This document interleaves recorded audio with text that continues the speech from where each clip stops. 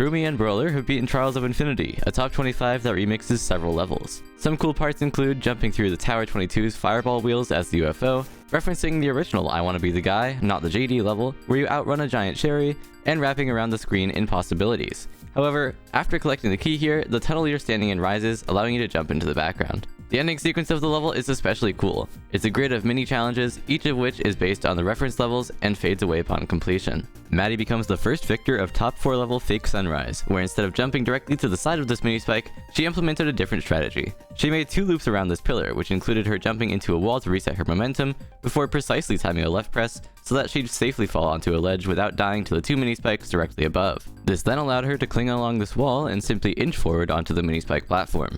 Later on, she struggled with another strafe around a spike, but this time there was no wall to cancel her momentum. Near the end of the level, she died 7 times to this late coyote click, but luckily she was able to fluke this brutal double weave in and out of these sideways spikes. Landres has gotten a new hardest of glungus, the hardest dash orb level, where he struggled with this 27% yellow orb, which he felt was just pure RNG. If you misclick, instead of gaining enough height as shown in the blue path, he'd instead recoil into some spikes. He also struggled with timing the spider orb at 45%, as he was moving extremely fast and it was easy to miss time, where he'd either crash into these mini spikes or jump over the orb entirely. Finally, he also struggled with this quintuple orb sequence near the end of the level. Since you're not guaranteed to reach it at exactly the same time each attempt, the music is almost always slightly off sync with 2 of the orb clicks, which really threw him off. Quick fun fact about the level, there's also a getting over it section for a coin, where you jump on cube icons of various members of the platformer community. Some other notable completions include Pepesito getting a new hardest on the former top 1 Null, N12 becoming the first mobile victor of Feverest Dream, a slope boosting extreme,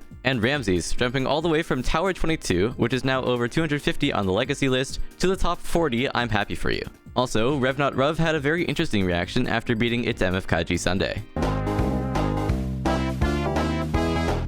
Following the Demon D rates from last time, a ton of puzzle levels have been demoted, as you could simply look up the solutions online. Let us know in the comments if you think these levels should be rated on how hard it is to follow a guide, or how hard it is to solve completely by yourself. Check out Custi's new legendary rated level, the Critter Box. It's a Metroidvania where you're surrounded by all of these cult members. It has 4 bosses, the first of which is the Blight Hawk, who fires a laser across the screen, rapidly fires a series of lasers, and can spawn rotating saw blade shield around themselves. After defeating the boss by pelting it with white orbs that occasionally pop up, you'll gain the ability to use lanterns as dash orbs, and each power-up either helps or is directly required for the following boss, such as propelling yourself with the lanterns once Octaflame sets the entire ground ablaze, or using Bobble Toggle to activate these side platforms so you can jump over Artificial Angel zooming across the screen. After collecting the mid-air dash power-up, you can ascend through the final tower, which has several slippery slopes and a really satisfying lantern chain. You'll then face off against the creator, the cult leader, who has this unique Simon Says attack, where you'll quickly have to memorize a 5-step stay and go pattern and then immediately replicate it. Other than that, this level has a map, moons you can collect and spend at the shop, hidden coin pieces, various side quests, and Custi's own original soundtrack. Check out robtop Rooms. It's a platformer where each room is based off of one of robtop's classic levels. It also features rooms from the spin-off series, such as the 7 Seas from Meltdown and Press Start from Sub-Zero. Hopefully, none of the ball timings in the cycles section are impossible for Doggy. We're super close to 2,000 subscribers, so it would really help us out if you like, comment, and subscribe.